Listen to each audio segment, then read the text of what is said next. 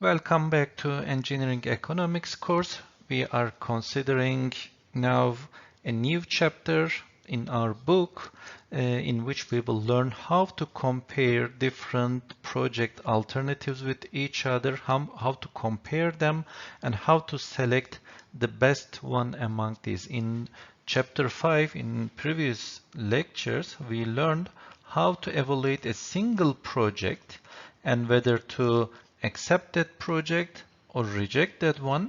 And in this one, we learned the equivalent worth methods like present worth, annual worth, and etc.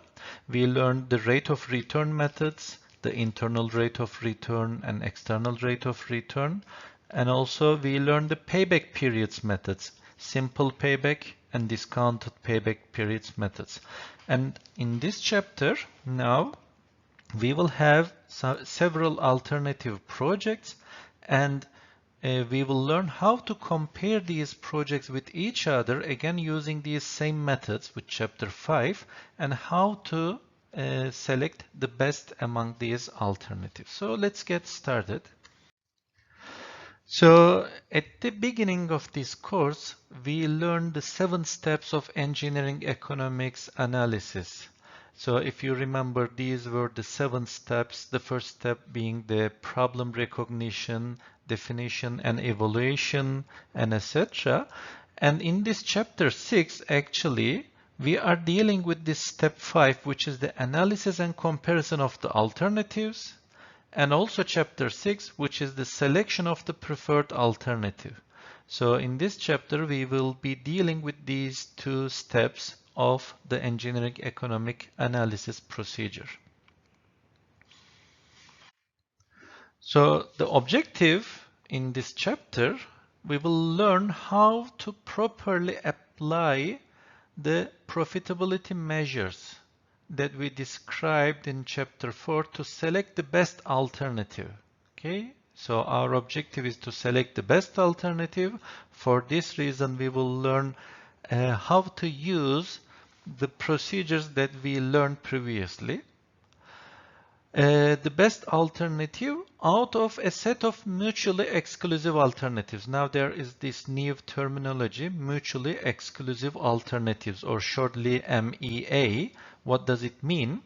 So 2 alternatives are mutually exclusive if the selection of one alternative excludes the consideration of any other alternative. So you will select only one of these alternatives. When you select one of the alternatives, you will not use the other ones.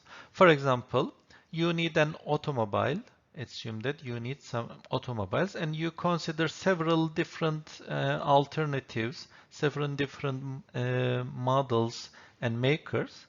And at the end, you select one of them. And when you select one of them, it means that the others is out. You will not select the other ones as well. If 2 alternatives are not mutually exclusive, it means that you can select both of these projects at the same time. You don't need to select only one of them. But here in this chapter, we will deal with mutually exclusive alternatives, meaning that we will select only one of these alternatives, and when we select this alternative, the others are automatically out of consideration. Okay, so we said that these mutually exclusive alternatives means that selection of one alternative excludes the choice of any other alternatives. And these alternatives may be mutually exclusive because the alternatives being considered may require different amounts of capital investment. So for example, you want to buy an automobile, and each one of them have their own prices. You need to pay this initial amount, this capital investment, and they are different between each other.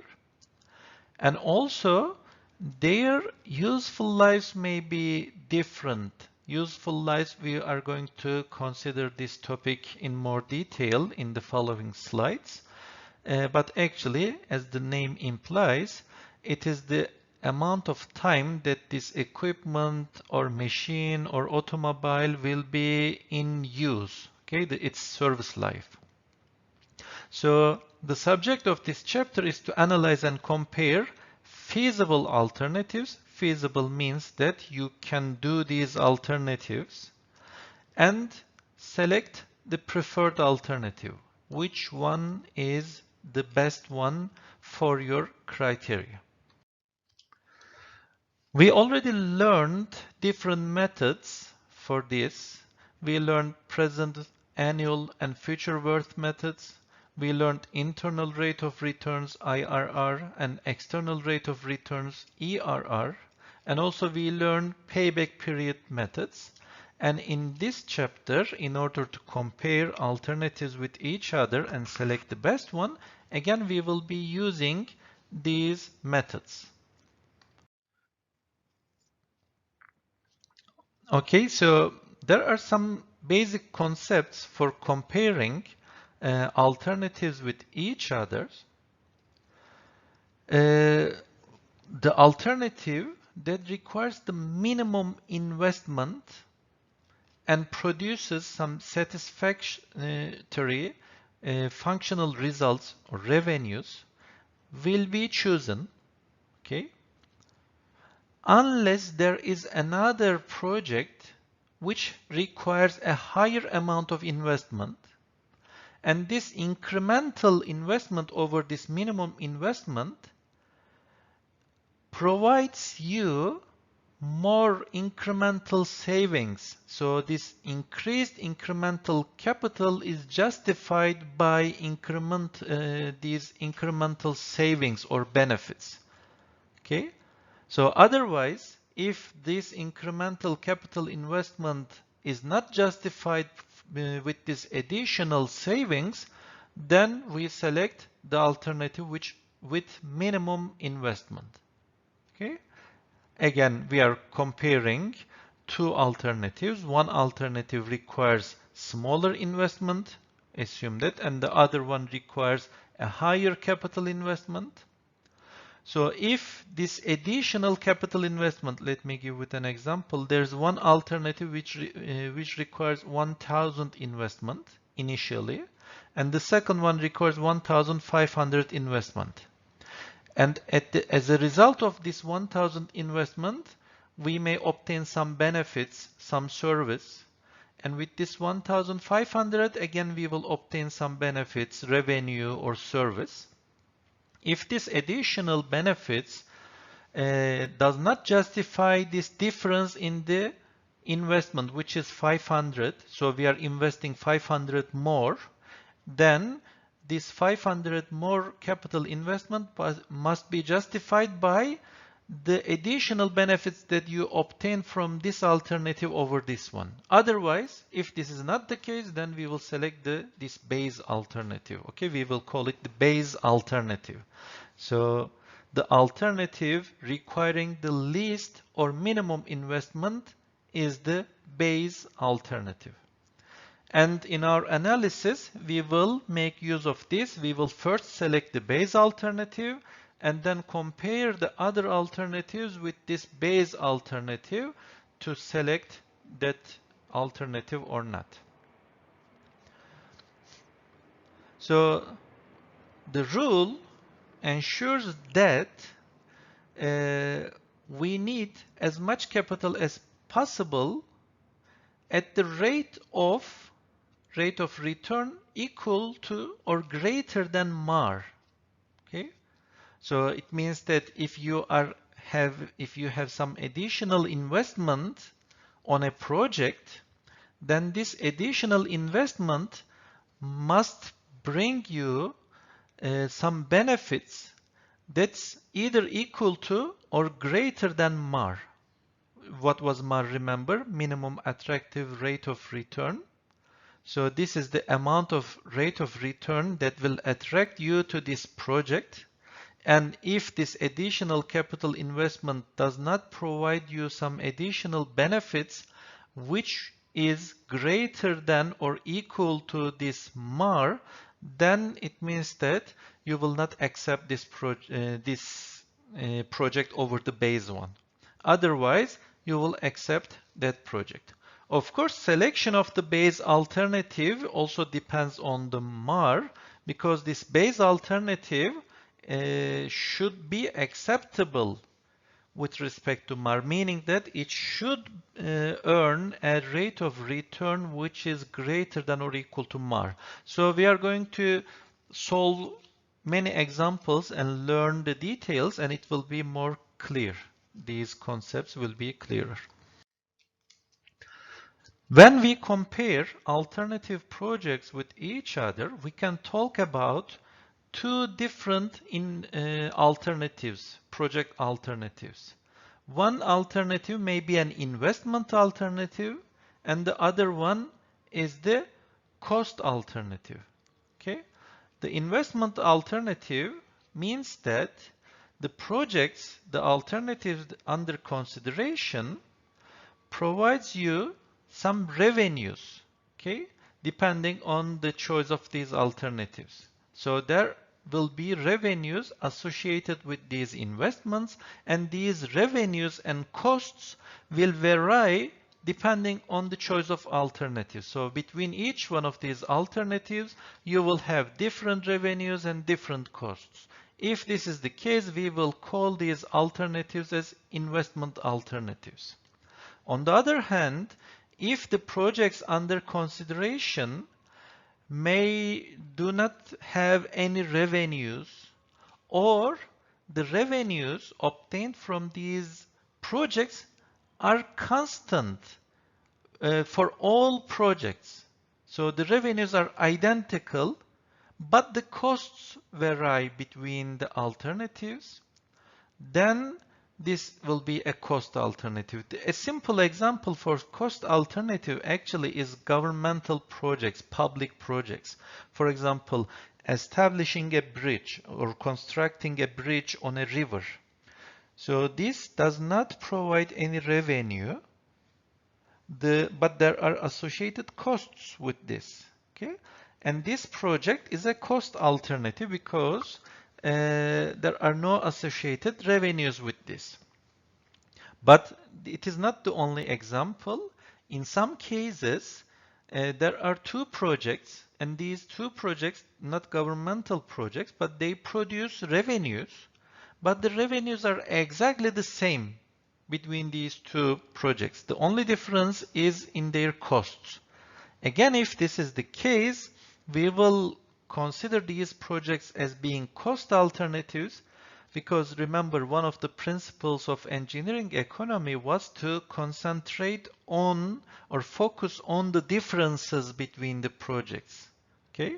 So if the revenues are the same, we will just ignore those revenues, and we will concentrate or focus on the differences, which are the costs, so they will become some cost alternatives. Again, when we solve example problems, you will understand these concepts better, okay? Now, as I told you, we will consider the alternatives as being investment and cost alternatives. And in the investment alternatives, usually these alternatives has an initial investment that we do at the current time, at time 0, and these investments produce some positive cash flow. Okay, these cash flows may be due to increased revenues, or because of reduced costs, because of savings, or maybe because of both of them. And in investment alternatives, there is one other alternative which is usually not stated. And that alternative is the do nothing alternative. So if there are, let's say, two projects, project A and project B, so assume you have a manufacturing facility. In your manufacturing facility, you have currently a running machine, and this running machine has a production rate, produces some items. And now there are two alternatives to replace this machine. You can either replace it with one type of machine or with another type of machine. And in order to replace it with this machine, you need to pay some amount, the capital investment, and then it will increase your production rate and provide more benefits.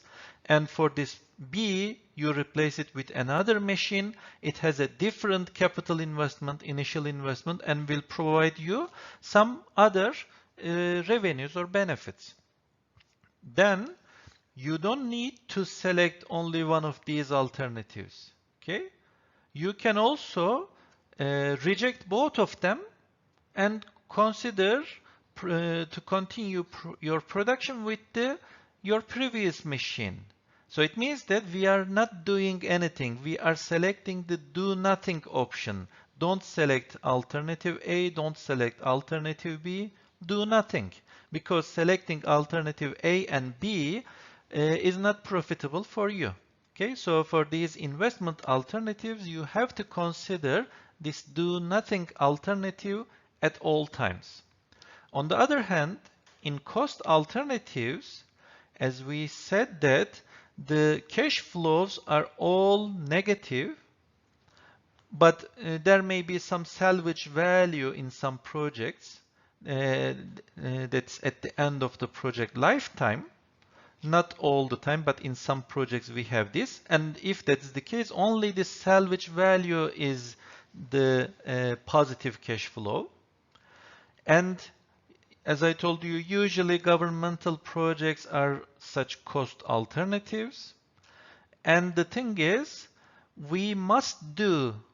usually, we must do at least one of these alternatives. I mean, we have to select one of these alternatives. So in cost alternatives, usually do nothing is not an option. If you need to construct a bridge on a river, there may be different types of rivers. It can be a concrete river or it can be a steel construction and etc. There may be alternatives, but the thing is, you have to select one of these. So do nothing is not an option, but if it was an investment alternative and if you were expecting some revenues at the end, then do nothing was an option. Okay, there are several rules in comparing alternatives. We can talk about two important rules. Rule 1 says that when there are revenues or some other economical benefits of an alternative, we will select the alternative that has the greatest positive equivalent worth when the MAR is used as an interest rate. And of course, this alternative must satisfy all the project requirements. Okay? So this rule 1 says that for a project where revenues and economical benefits are present, select the alternative with the greatest positive equivalent worth. But rule 2 says that when such revenues and economical benefits are not present, so when we have cost alternatives, or when these revenues or economical benefits are present, but they are constant, they are the same among all alternatives, then we select the alternative which minimizes the cost being the least negative value. And of course, these project alternatives also must satisfy all project requirements. Okay, these are the two rules for selecting the best investment project alternative and best cost project alternative. So let's consider an example and let's try to understand the basic idea. Assume that there are two alternative projects, A and B.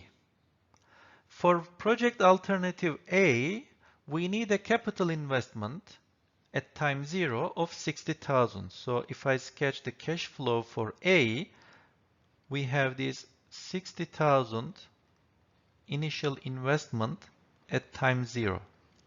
And it says that annual revenues minus expenses, which is the net profits at each year is $22,000 and the lifetime of the project is given as 4. This is project alternative A. For the same thing, alternatively, we may consider B, and for this B, the initial investment is more, 73,000, and then we are earning some profit or savings, and this is also more than alternative A. Now the question is, if the MAR is 10%, then which of these alternatives, A or B, should be selected? And since there are associated revenues in the projects and these revenues are different from each other, then both these alternatives A and B are investment projects. And for these investment projects, we need to use Rule 1, saying that we need to calculate the equivalent worth. We can find the present worth, future worth, annual worth. We can find the equivalent worth and select the alternative which has the highest equivalent worth. Okay, so if we use the present worth method for A, if I find the present worth of this cash flow, so this 60,000 is negative plus 22,000 annual equivalent payment series. When I use this factor to find its present worth, so the present worth of A is this much. So this 9,738 is positive, meaning that project alternative A is acceptable. Remember chapter 5 when there was a single project alternative, when we use the present worth method, if the present worth is greater than 0, then project alternative is acceptable. So it means that project alternative A is acceptable. But now I am not saying, I'm not asking if this project A is acceptable or not. I'm asking this, there are two projects A and B. Which one should I go for? Which one should I select? And for this reason, when you calculate the present worth of the second alternative, again, this 73,000 is negative because it's a cash outflow, plus these revenues, okay, at present time, we find it to be $10,131. And again, this is greater than 0. It means that it is also acceptable. But in order to select one of these, we simply compare their present worths. And since the present worth of B is larger than present worth of A, then we accept alternative B. Okay, that's it. Actually, how we compare project alternatives with each other, that's it. But of course, in the following slide, in the rest of the chapter, we will learn some critical issues about these analysis. This was a very simple example. And when we end up with this decision saying that B is preferable over A and we should select A, simply we are saying, look, the initial capital investment of A is 60,000 and B is 73,000. It means that the difference in between these two investments is 13,000. So B requires 13,000 more investment. But as a result of this, when you compare the revenues, you see that 26,000 something here and 22,000, the difference between the revenues of B and A justifies this additional capital investment of 13,000. That is why the present worth of B is greater than present worth of A. So therefore we select B. Otherwise, if this additional revenues does not justify the additional capital investment, we would not select B, but we would select A. But of course, don't forget, these are investment alternatives, and when you calculate the present worth of these two alternatives, both of them can be negative. And if both of them are negative, then our decision would be do nothing. Okay? None of the alternatives should be selected. So this shows the cash flows of alternative A and B, and we can find the present worth of these. But an important observation is to look at the difference of these two cash flows. And how do we find the difference? We find the difference year by year. So in the current time, the capital investment of B is 73,000, capital of A is 60,000, and the difference B minus A, so since A requires a smaller capital investment, we assume A to be the base alternative. Okay, base alternative is the alternative with the minimum capital investment. That's why we are subtracting A from B. So we are calculating B minus A. And when we do it in year 0, 73,000 minus 60,000, it makes 13,000. So this is 13,000.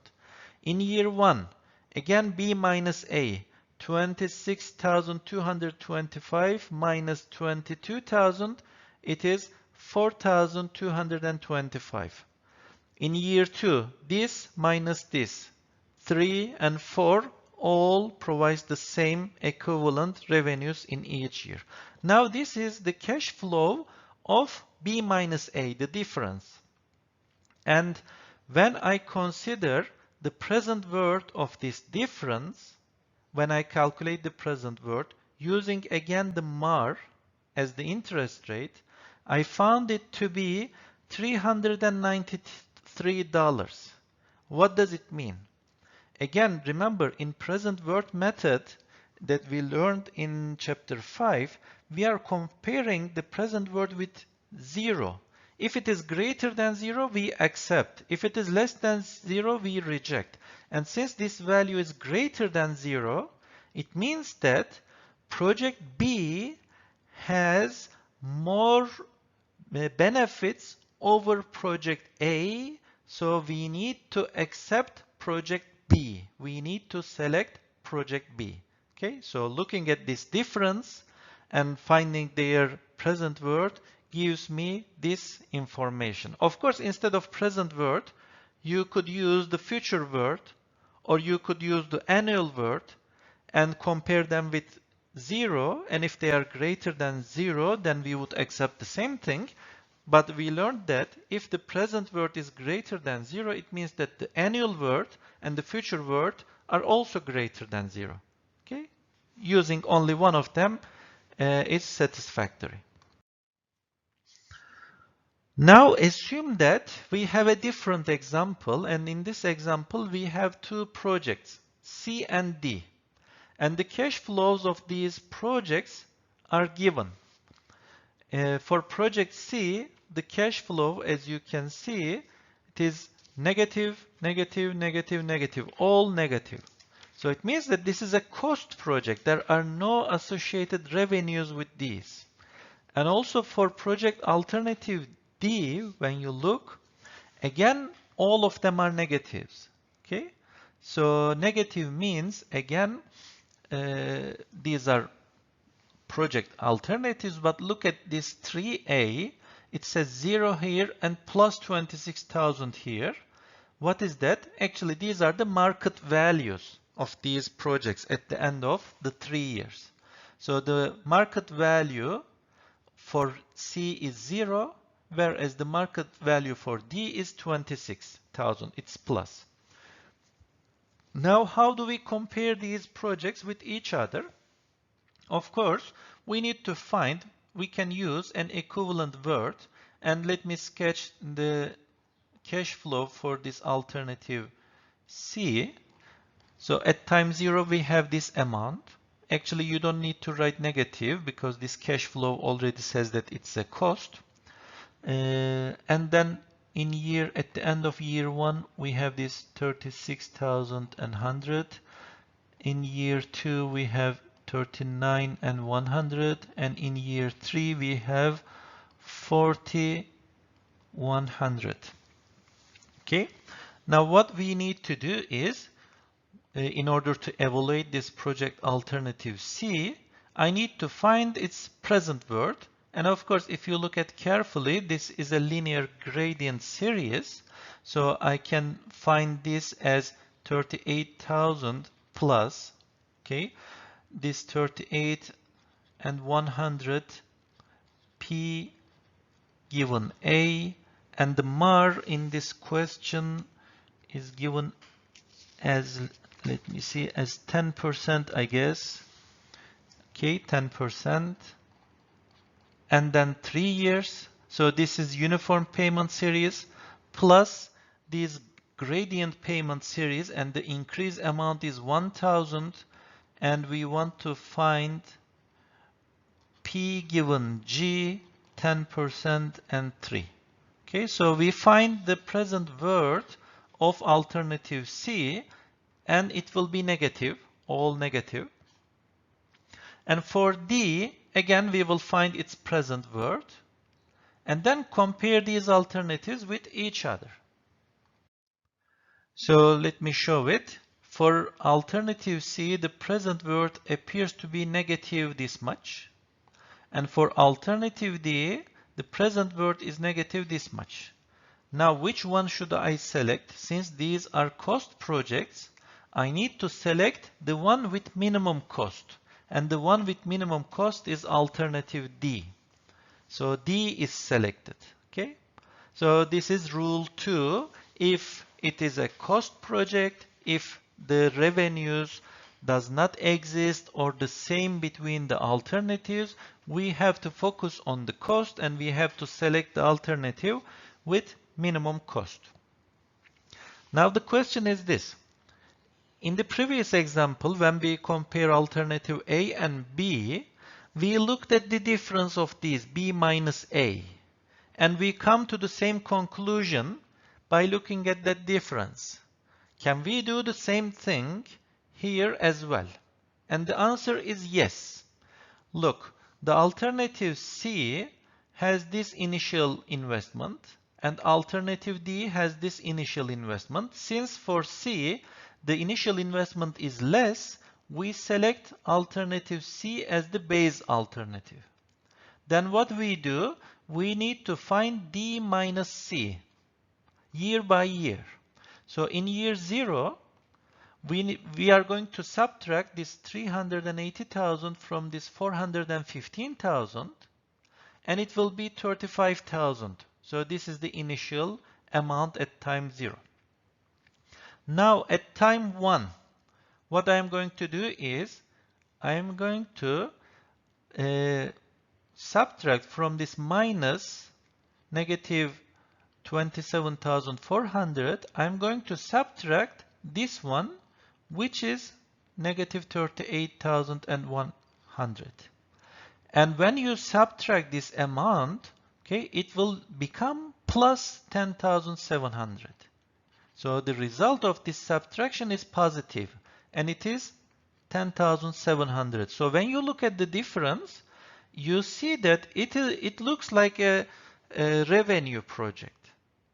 So we have an initial investment and we have some revenues at each year. And the reason for this is actually with this additional capital investment, you are having less cost each year. And the difference between these costs now, since this is less than this one, the difference becomes positive. So you are having these savings. Actually, these are savings of costs. Again, in year 2, I'm subtracting from this one. I subtract this amount, and I obtain this one.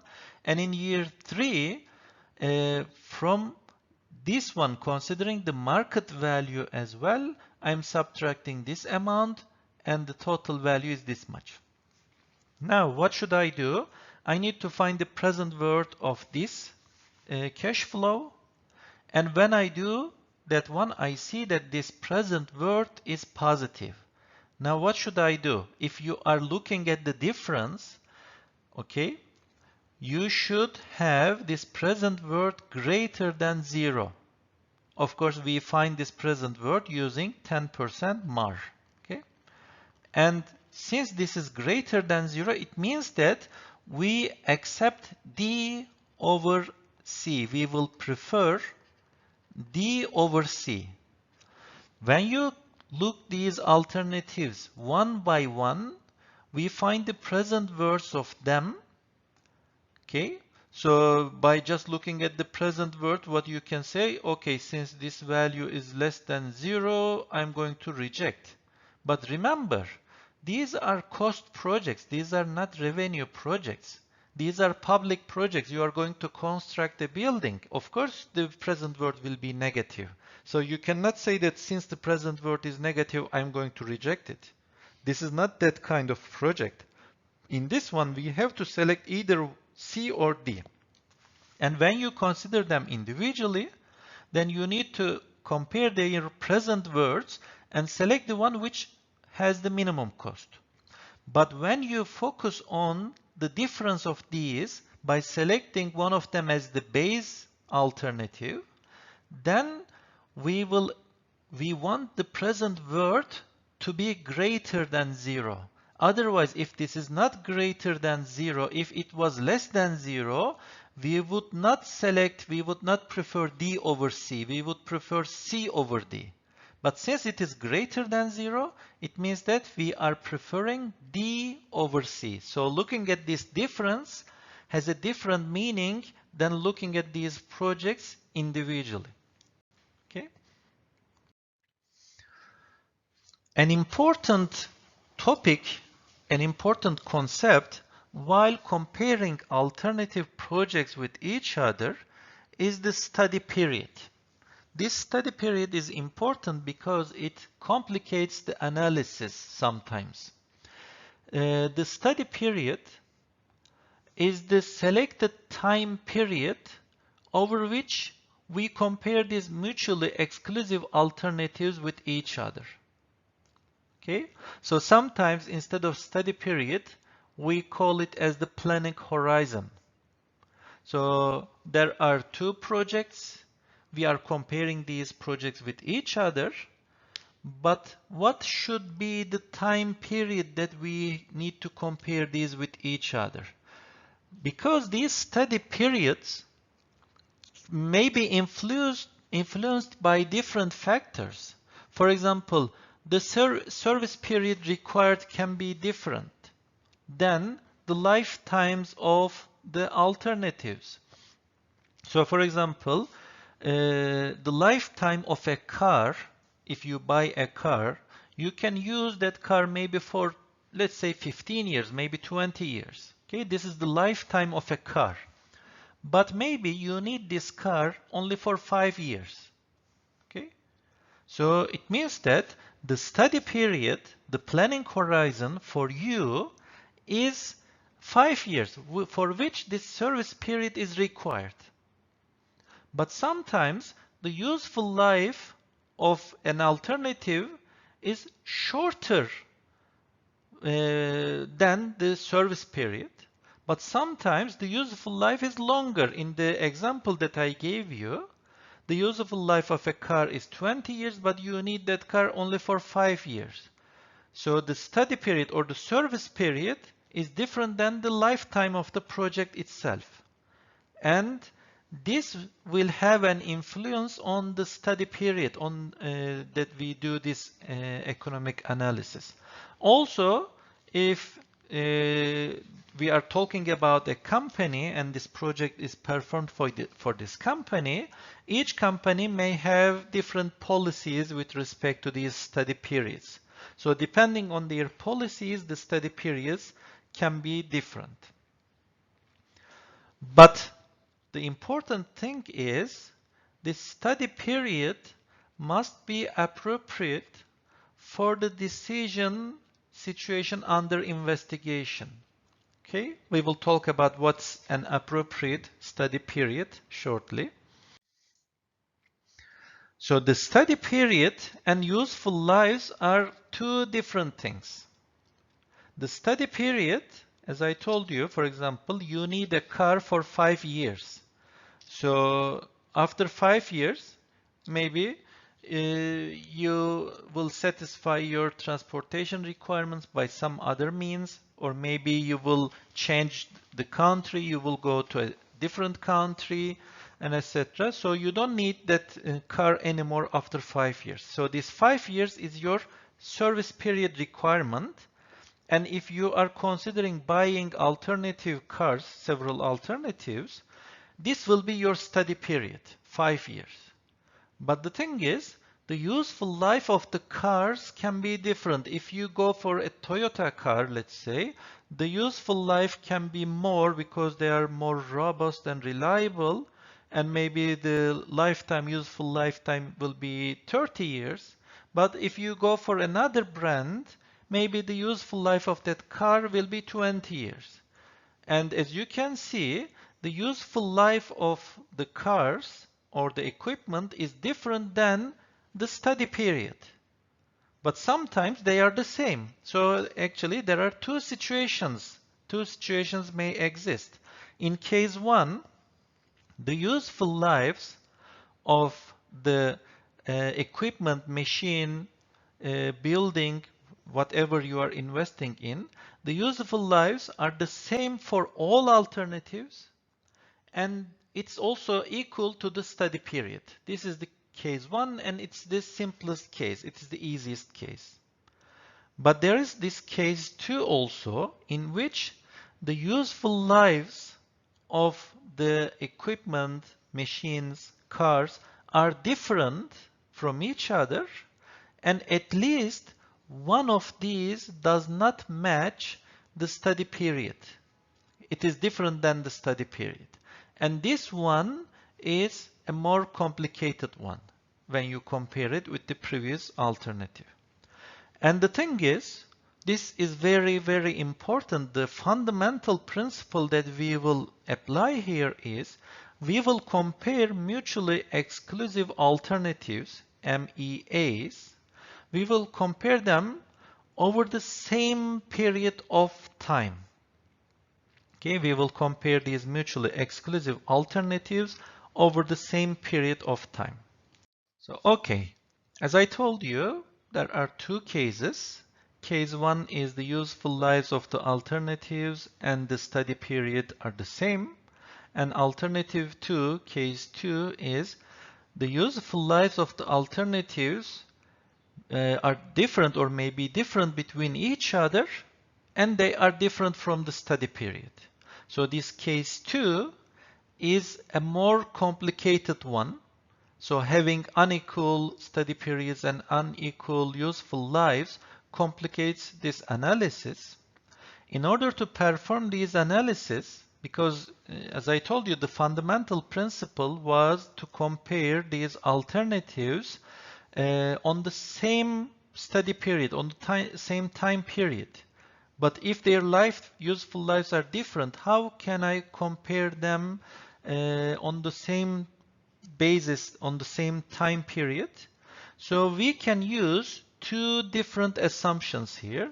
The first assumption is called the repeatability assumption, and the second one is the coterminated assumption.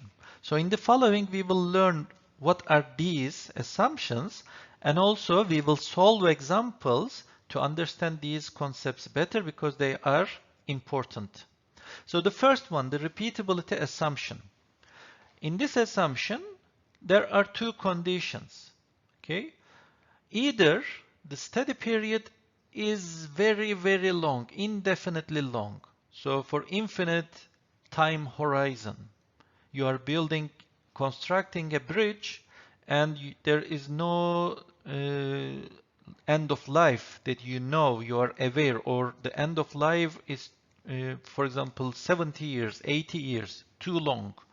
Okay? Either this study period is indefinitely long, or it is equal to the common multiple of the lives of alternatives.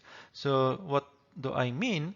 Assume that there is one alternative with a useful life of 3 years, and there's another alternative with a useful life of 4 years. Okay? So the common multiple of these, for example, 12 years. So If the study period is a common multiple of these two alternatives, then we can use the repeatability assumption.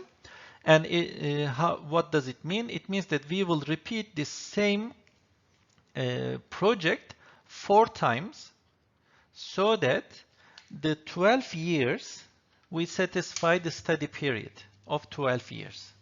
And the second alternative, we repeat it 3 times for 4, and when we repeat it 3 times, we reach 12 years. Okay?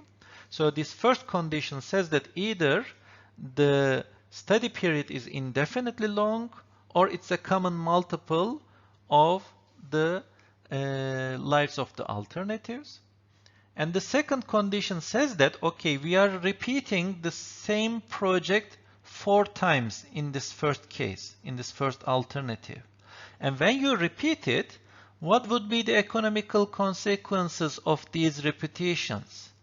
And we assume that everything that occurs in this first repetition follows itself or repeats itself in the succeeding lifespans we call replacements.